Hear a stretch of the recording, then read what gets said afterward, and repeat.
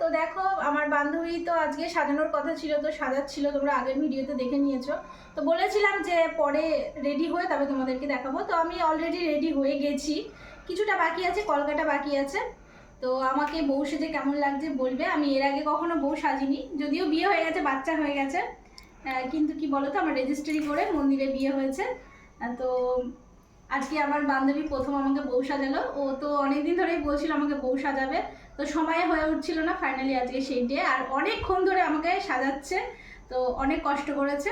তো খুব সুন্দর সাজিয়েছে, আমার মন থেকে ফিল পাচ্ছি আর কি, আমার খুব ভালো লাগছে।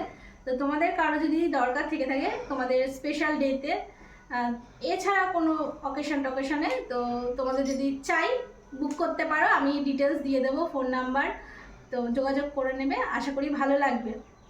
তো আমাকে সেজে কেমন লাগছে। আর মেহেন্দি পড়তে বলেছিল, মেহেন্দি পড়া হয়নি, সময় হয়নি, তো কেস পেন দিয়ে কাজ চালাতে হচ্ছে।